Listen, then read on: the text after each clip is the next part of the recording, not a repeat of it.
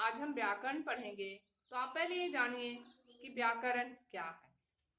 व्याकरण आपको किसी भी भाषा की शुद्ध शुद्ध जानकारी देने वाला एक शास्त्र है, जिसके द्वारा आप उस भाषा को शुद्ध लिखना, पढ़ना और बोलना सीखते हैं। आइए व्याकरण में किस किस तथ्य को पढ़ना है ये हम जानें।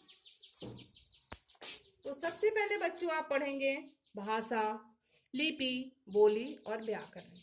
भाषा क्या है? तो भाषा वह साधन है जिसके द्वारा हम अपने मन के विचारों को बोलकर या लिखकर दूसरों के सामने प्रकट करते हैं।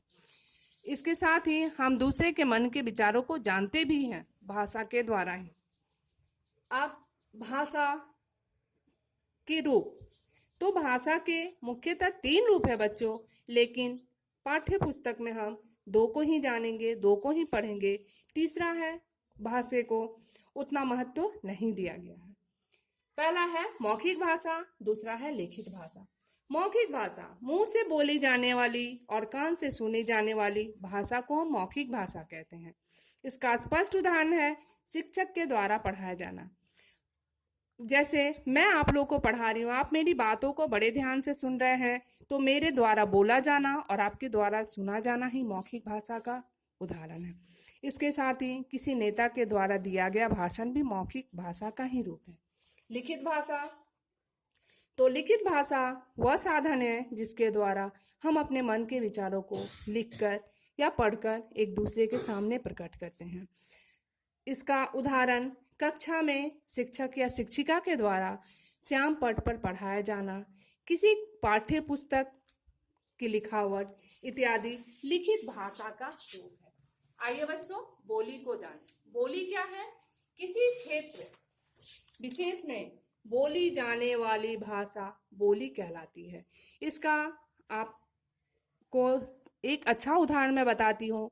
आप बिहार राज्य के रहने वाले हैं और आपकी भाषा क्या है? भोजपुरी। बच्चों आप कौन सी भाषा बोलते हैं? भोजपुरी भाषा। तो यहाँ की बोली है। इसी तरह से अलग अलग राज्यों की अपनी बोली होती है। उस राज्य के या उस क्षेत्र में बोले जाने वाले भाषा को ही हम वहाँ की बोली कहते हैं। लिपि, लिखित भाषा को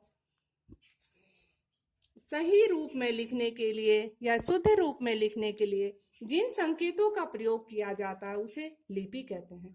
अर्थात इसे हम ऐसे भी लिख सकते हैं कि वर्णों को लिखने के लिए निश्चित चिन्हों वाली व्यवस्था लिपि कहलाती है।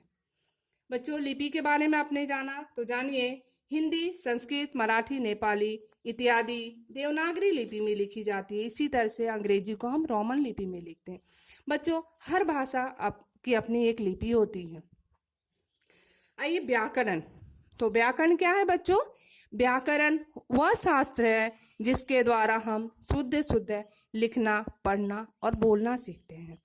हमारा वाक्य सही है कि नहीं, हमने जो लिखा है वो सही है कि नहीं, हम जो बोल रहे हैं वो वाक्य सही है कि नहीं, इसकी जानकारी हमको व्याकरण ही देता है। आइए व्याकरण का परिभाषा आप कैसे लिखेंगे? तो व्याकरण वह शास्त्र है जिसके द्वारा हम भाषा के शुद्ध स्वरूप एवं शुद्ध प्रयोग का ज्ञान प्राप्त करते हैं। अर्थात भाषा को शुद्ध शुद्ध लिखना, पढ़ना और बोलना सिखाने वाला शास्त्र ही व्याकरण कहलाता है। बच्चों आज के वीडियो में बस इतना ही। अगले वीडियो में हम व्याकरण के कुछ और टॉपिक के साथ में मिलेंगे।